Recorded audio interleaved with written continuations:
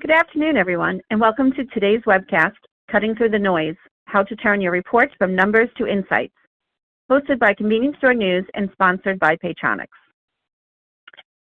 I'm Melissa Kress, Executive Editor of Convenience Store News, and I will be your host today. We'll get started in a few minutes, but first I'd like to cover a few housekeeping items. The materials in this webcast have been reviewed by our editorial staff. However, the views of the speakers and the organizations are their own and do not necessarily reflect those of Convenience Store News or its publisher, Ensemble IQ. One of our goals is to make this session as interactive as possible. You can use the Q&A function on the left side of your screen below the presenter headshots to ask questions throughout the webinar. I'll hold these questions until the end and then ask them on your behalf. Your identity will remain confidential to the audience.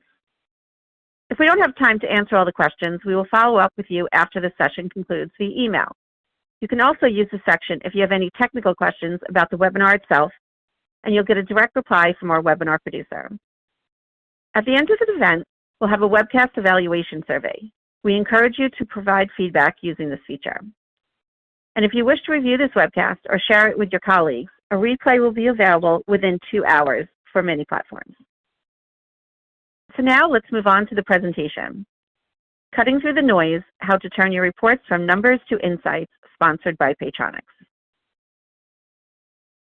Cutting through the reporting minutiae and focusing on what really matters for your business can drastically increase efficiency and profitability. A strong reporting system should make financials easy, lighten the load on operations, and evaluate customer insights for more impactful marketing. But many C-stores lack the bandwidth and infrastructure to leverage reporting.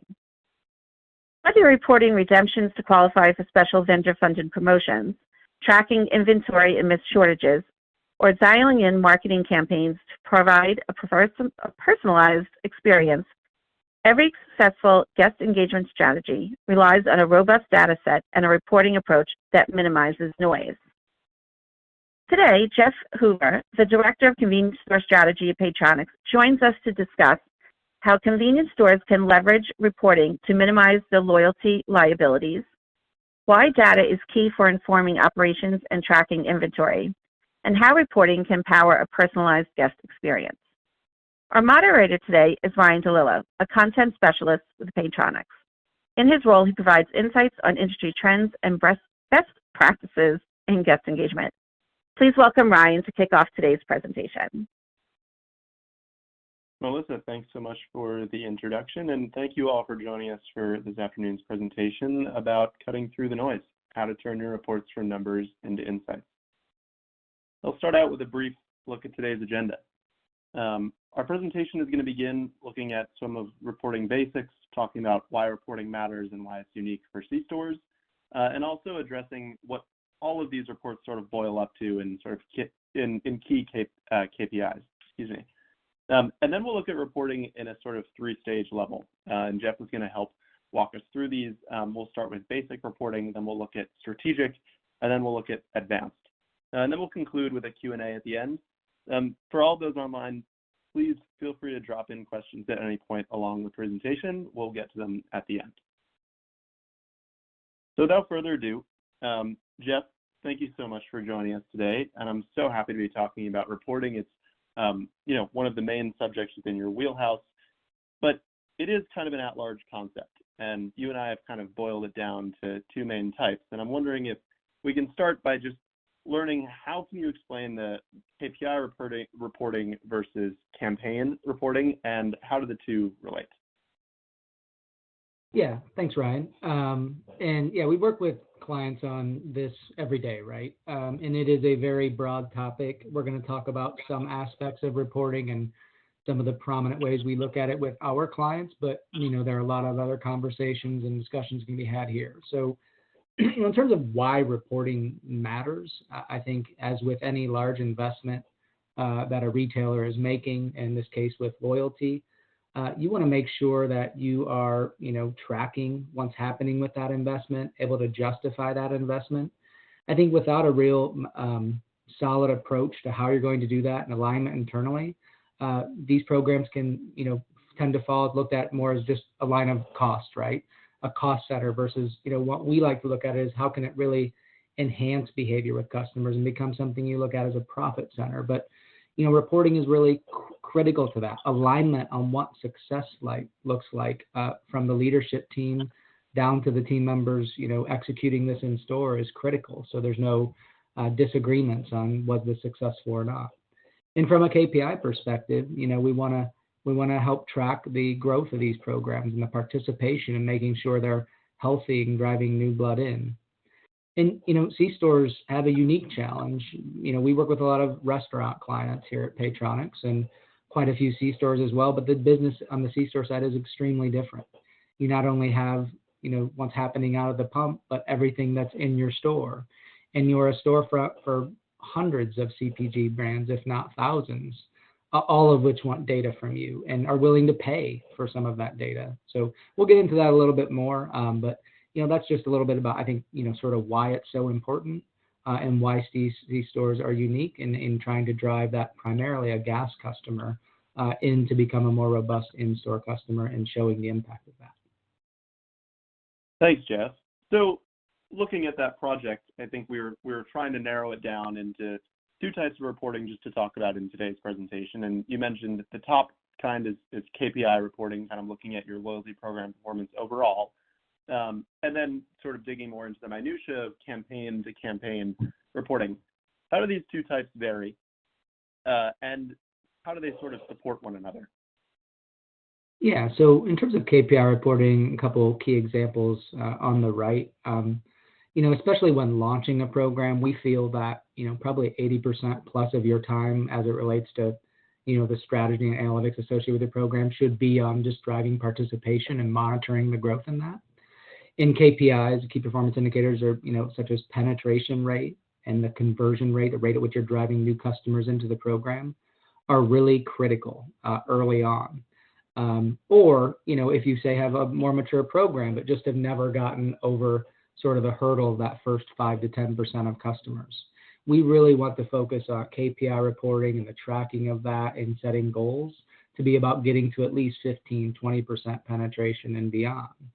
At that point, the campaigns and the promotions we can do in a more targeted manner, which we'll get into, become much more meaningful because you're doing segmentation at a larger breadth of your audience as opposed to just your top customers when you're talking maybe the top 5 to 10%. But again, setting goals for your first 6 months, your first year, once a lot of our clients will put a benchmark of wanting to get to at least 20% penetration within 12 months after launching the program. But that all speaks to having alignment and then having the reporting that tracks to those goals from a KPI perspective. But again, critically important early on, really critically important, at least equally important always to kind of monitor to make sure you have a healthy program and broad participation and, and aren't having too much churn and sort of losing some of that breadth. But yeah, KPI is critical. That's sort of the table stakes in my opinion, that if you're going to be making this kind of investment in loyalty, you really need to be tracking that performance and the health of your program. And also then we can provide benchmarking across how you're performing relative to other clients in your industry as well. Sounds great, Jeff. Moving into campaign reporting, as I mentioned in the agenda, we're going to look at this on 3 levels, and I want to jump right into this first basic level. I'm sure many of the attendees today are accustomed to asking vendors to pull numbers such that they can get rebates on maybe a vendor-funded promotion. Jeff, can you tell us a bit more about what is entailed at this basic level of reporting? What data does it usually provide, and how can stores make use of it? Yeah, we're going to talk a lot, more narrowly here about your campaign and promotional reporting and how again, once the block and tackle stuff, in this case, what the basic reporting is. And this is where our conversations often start, as you're starting to run, maybe a Red Bull wants to supply a product to target people that haven't purchased the product in the past 30 days or something. And, at minimum, from a basic reporting standard, they want to know kind of the engagement of that. How many people, what actually happened when you ran that campaign or that promotion? How many people participated and redeemed the offer? How many times did they redeem if it was something they could get more than once? We'd also provide, some lift numbers during the campaign. Maybe you ran the campaign to give away a free Red Bull for, 2 weeks. And we look in that 2-week period to say, well, how many people, how much more did they visit versus when they didn't have the offer in a pre-period? So key metrics, we're going to, again, look at those, just basic information, how many redeemed, so that you can send that back to the retailer and they can, in most cases, fund you for all or at least a portion of that offer. So it unlocks that, money back. Also, when we're looking at these promotions, we like, as I mentioned in the key metrics of loyalty enrollment attribution, we want to make sure if it's a really broad reaching program, saying you're running a, dollar all 20-ounce packaged beverages, and it's really going to help make people want to sign up for your loyalty program. So we want to say how many new registrations happened on the day that they redeemed, and attributing, some of that program growth to it. But at the end of the day here, we just want to show, well, how many people participated and report back to the vendor to be able to unlock that funding. And then in addition, total redemptions, oftentimes some of the basic reporting will include things like, well, how many of those people never purchased that product before? And we'll get into a little bit later, tracking the behavior of those people. Did it drive check? What other items did they buy? And then when we get into some of the further area, we want to talk about what was the impact of that longer term. But ultimately, I think the point here is go beyond the basic reporting with your vendor partners or even with your internal things. So you're giving away a free coffee and you want to have, tracking the performance of that. But with CPGs, the better reporting you have, the more things you offer to them, what we see is it unlocks more funding. So it's a great way to sort of reduce the cost line and help the overall ROI of your program. That's excellent, Jeff. So, not only are you, getting closer to understanding your customer base, but also just, getting through the door with vendors and being able to leverage all of that funding to run better promotions, I think is really a game changer. But before we move to the next slide, and you're going to notice this is a recurring theme on all of these campaign reporting slides, but on the right, I have a screenshot of basic segmentation. Just to show that with all this data, while you're serving your loyalty program by maybe getting access to funding for promotions, you're also beginning to collect data that is maybe refining the customer experience and building more of a robust understanding of how your customer engagement strategy is working.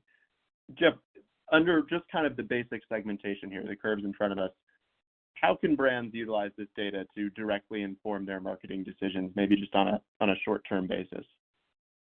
At minimum, we can sort of say where was the most activity happen, right, amongst this idea of new customers, active customers, or customers that are falling off. Longer term, we can also use it to say, well, maybe that free Red Bull should have gone to the lapsed customers, and maybe it was $1 Red Bull or $1 off to the active customers, and maybe new customers is someone we wanted to, give away a free one too, or a BOGO offer or something, right? So, but I think it helps us. Again, we'll get into this a little bit more, but look into the sub-segment analysis of some of this, but also gives us tools to be a little bit more smarter and more personalized as we layer in segmentation with these offers. That sounds great, Jeff. Well, speaking of which, I kind of want to take that whole discussion to the next level, that is around strategic reporting. And that's kind of taking that data and putting it on a bit more of a comparative and actionable level, such that, you're graduating from just raw numbers that get you through the door into maybe informing strategies ahead. Can you tell us, Jeff, what are sort of the actionable insights here, and what does strategic reporting allow a customer to do? Yeah, we're sort of applying names to these. I think it's, what gets me beyond the basics, right? And, us in the strategy analytics team work with our clients to not just measure, what was the basic engagement of the program, but what was the impact it drove in the period which you're running with, in the post period after. And I think the point here is let's find those offers that determine which ones were the best at moving the needle to your customers and driving the most incremental behavior. So, we might want to help determine the overall impact an offer had. Let's stick with the Red Bull one, just because that's a commonly promoted item, but how did promoting that free Red Bull impact the overall category amongst the customers? How much did, obviously got a lift on Red Bull, but how much did it lift the overall category as well, the impact? Also, look beyond the redemption event. Let's look at, if it's a 2-week offer, what happened the 2 to 4 week period after? What portion of those people who redeemed came back and bought again without the offer? How does that, compare to their pre-period behavior? In a campaign perspective, and ideally we'd run this as a campaign, not a published promotion to everyone, but we'd hold out a control group. And we'd be able to say, well, those people that got the Red Bull offer, how much more did it drive their behavior in the item, in the category? Also, from a retailer perspective, did it drive more visits? Did it drive more overall spend as they came more often or came as a result of that offer and bought other items? We can get way into the weeds of this. We mentioned customer lifetime value here. How did running a series of these offers, right, impact the change in customer lifetime value over the time? So I think the point here is to say, don't just show me 1,000 people redeemed and 5% of people that got the offer and 1% of them remember purchased before. That's great information and critical, but did it make a difference? Did that behavior sustain in a post period? And ultimately, was this impactful? And if I have run 10 of these promotions, which 2 provided the most incremental change from this perspective? Those are the ones I want to keep doing again. Those are the ones I want to be working with my vendor partners to get funding for in the future. Nice, Jeff. I think that really paints a nice picture. And I think you already touched on this, but looking to the right, we can see that segmentation's gotten a bit more complex at this stage. We've introduced some variables in spend and visits. And I'm wondering, how introducing these variables on maybe more of an individual guest level can kind of serve to dial in the guest experience and get a bit smarter with loyalty program investments. Yeah, I think, segmentation can help us optimize these campaigns. Say we're running that Red Bull campaign and we give a free one to everyone. I mentioned sub-segment analysis earlier. We can take a look at, well, how did it perform in each of those segments?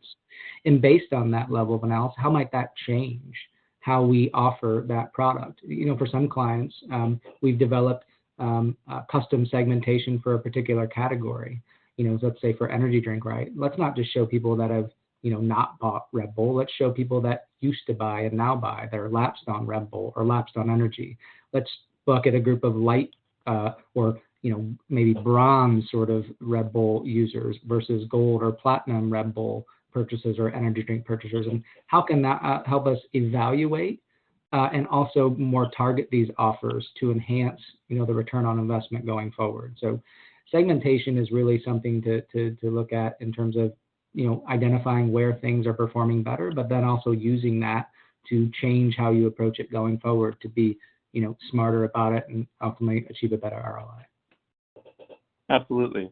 Well, moving on to the last stage here, I think, we're probably due for a webinar, Jeff, on its own, just about segmentation and how that data is used to shape the guest experience. But, you've described advanced reporting here as a stage for kind of fine-tuning your strategic insights and maybe pulling more particular customer insights. What does this stage of reporting look like, and what are some typical use cases that you see among clients? Yeah, this tends to be, it's hard to talk about because it's different for everyone, but it's like kind of ad hoc things. Like we talked about the block and tackling, how many redemptions you get, how many were unique. We talked about measuring the overall impact, like, well, did they continue to buy that item, or did they continue to visit or spend more, buy gas more, that sort of thing. But these get into sort of like some other questions. I think, the one I'd like to focus on a lot here is around ROI. It's great to say that we drove, 100 more guests to visit and they visited 10% often and it led to, $8,500 of incremental sales. But, what was the composition of that, right? So let's say half of that was gas, right? Well, that has a margin associated on a cents per gallon perspective. Say a third of it was restricted items, which tend to have a lower margin. So a lot of these, an example of what we might do here, right, is, well, let's take that lift in sales and take the composition of that, apply a profit margin perspective, and then let's weigh the cost as well of what the offer costs in the redemptions, right, to determine what the true return on investment is for that. So I think, that's an example. Seasonality, we might say we don't have a control group. We're running a big beverage promotion in the summer. Part of that is going to do just growth in behavior. Maybe we have 15% growth, but maybe half of that was just due to seasonality. So we can look at sort of year on year to sort of back out biases or seasonality impact and things like that. But sometimes you got to help take out the noise a little bit more as we position it here. Sometimes there is more refinement to that needed, or specific questions coming from leadership or vendor partners that have us dig in here a little bit more. But again, just a couple examples, but a a lot of times, we don't want to do this for every promotion, right? But for the big ones, or for looking at a series of promotions over the summer, or for a particular season, something like this might be very important. Absolutely, Jeff. Well, I think that was really helpful.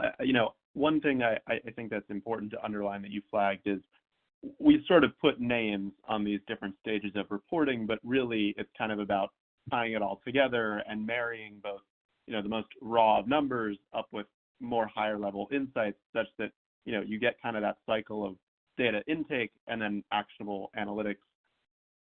I want to just conclude here with 2 points. One is sort of that leveraging all 3 levels of reporting on campaigns is really key for optimizing your customer insights. And then secondly, and we'll have more content coming on this, but the fact that campaign results ultimately drive that loyalty impact, going back to that equation that we saw at the start of the presentation, and just underlining the importance of using KPIs to ensure you're getting the most out of your loyalty program. Jeff, before we kick it off to Q&As, any other sort of concluding thoughts here or takeaways that someone should have around the importance of reporting? No, I'd just say challenge your organizations to go just a step further. Challenge your organization to set expectations on how a promotion is going to perform. Set them up in a way with a control group when possible to truly show the incremental impact of doing it. And, work with your loyalty provider, if that's us, if that's someone else, if that's an internal, analysis team that you have access to, help them show the value in loyalty, because we know these things work.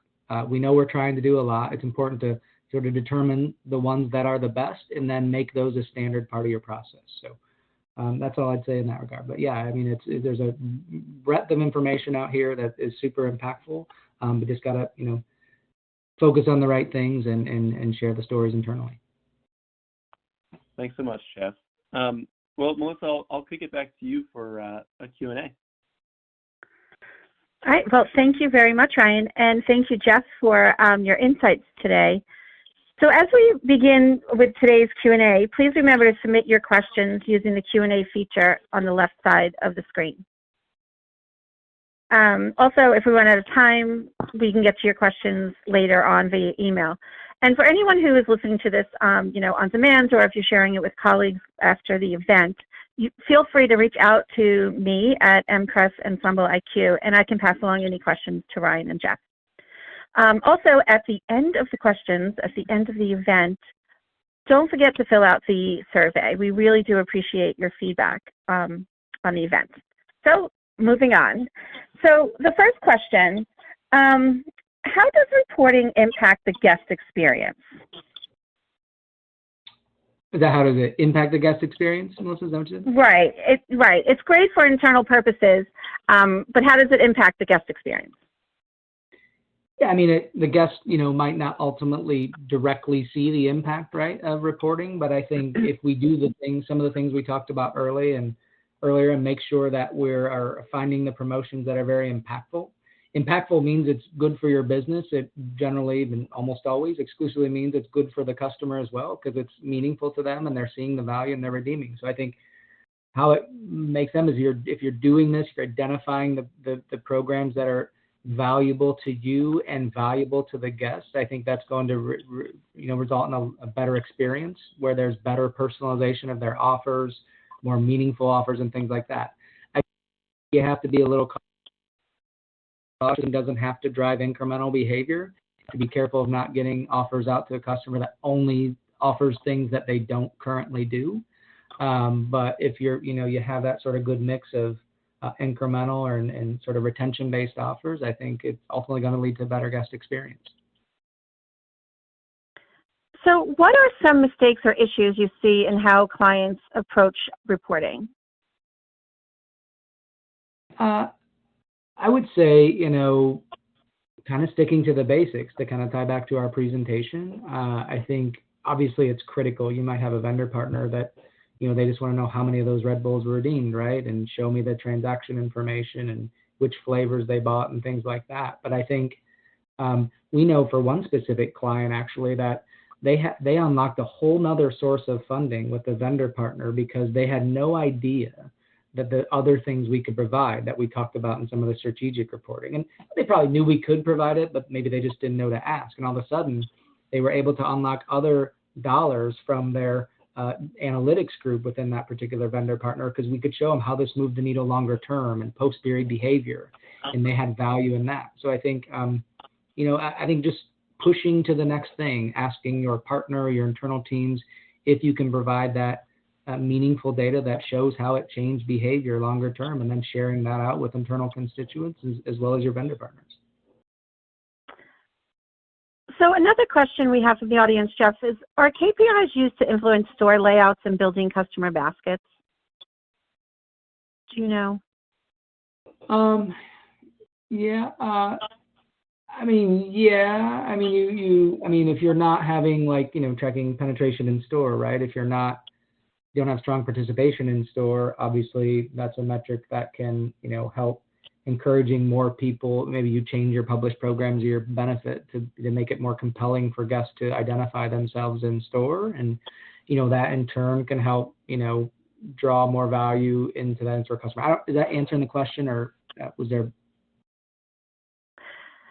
Yeah, it okay, does. I think basically all around, any metric is good for in-store layout and built-in baskets, right? It's when you ignore them that it's not good.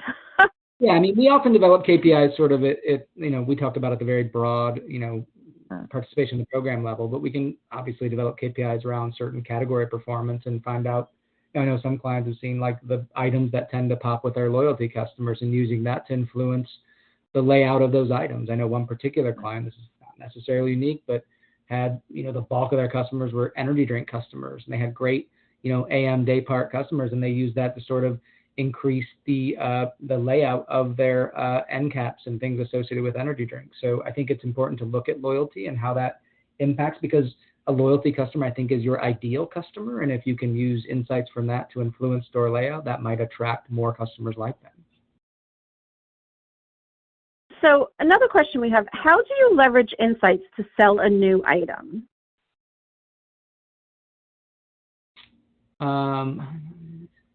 Well, I think, we often have, vendor partners come in, and maybe Monster has a new flavor they want to introduce to the customers. Well, what best customers to use to introduce that other than your most loyal customers? And we might not want to send it to the entire audience, right? Maybe we can use our segmentation that we talk to a lot there to identify, well, let's send this to our platinum and gold customers. Let's send this to our employee tier, right, to get people excited about a new product. But I think, you could also use that to be more, well, let's not send it to people that are, already buying our product all the time. You can sort of argue that you might want to do that. You might not want to do that because that's subsidizing existing behavior. So, but I think anything that allows us to be smarter about how we launch a new product and how we offer that out to customers, and maybe different offers for that product based on the level of customer you are. But that can always help optimize, I think, in that case, the launch of a new product. And when it comes to reporting, are there any technology needs that retailers should be aware of for their locations? I think it's just making sure you have good data capture.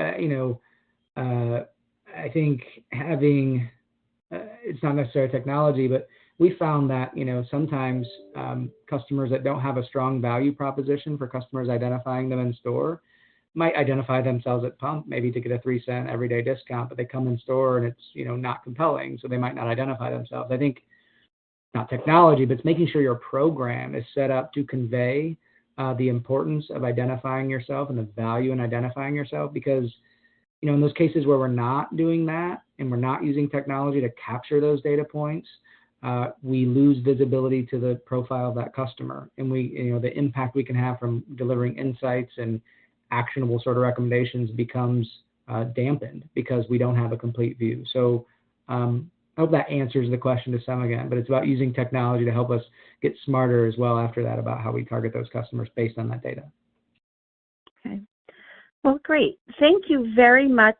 I want to thank everybody for attending today's webinar, Cutting Through the Noise, How to Turn Your Reports from Numbers to Insights, hosted by Convenience Store News and sponsored by Paytronix. I also want to thank our guests, Jeff Hoover and Ryan DeLillo of Paytronix. Please remember, if you listen to this on demand or sharing with colleagues, feel free to reach out to me with any questions, and I will move them along to Jeff and Ryan. Again, it's Melissa Kress, mkress@ensembleiq.com. So thank you, everyone, for your time, and have a great day.